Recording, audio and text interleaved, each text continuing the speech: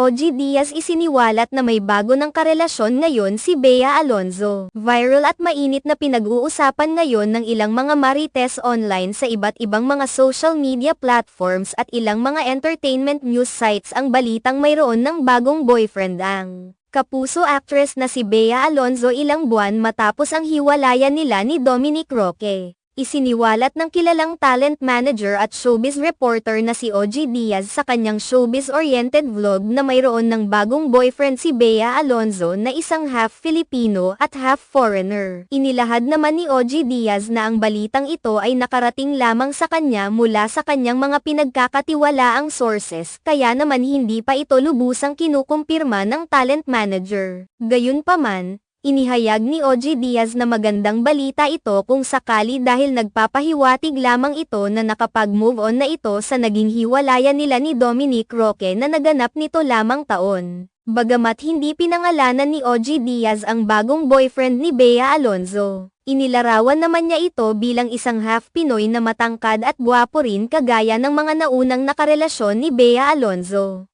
Sa kabilang banda, sa isang panayam inilahad ni Bea Alonzo na hindi naman siya ang unang nakipaghiwalay kay Dominic Roque, kundi ito ang nag-initiate sa kanilang hiwalayan. Hindi na idinitalya ni Bea Alonzo kung ano ang dahilan ng kanilang paghihiwalay bilang pagrespeto na rin sa naging relasyon nilang dalawa na tumagal rin naman. Kaagad namang umani ng samot-saring komento mula sa mga netizens ang isiniwalat ni OG Diaz patungkol sa estado ng puso ni Bea Alonzo ngayon. May mga nagsasabing kaya hindi ito inaamin ni Bea Alonzo ay para maiwasan ang mga intriga na kaya naghiwalay sila ni Dominic Roque ay dahil sa pagkakaroon niya ng ibang lalaki. May mga naghinala naman na mayaman ang bagong boyfriend ngayon ni Bea Alonzo at tanggap ito ng pamilya ng aktres lalo na ng ina nito.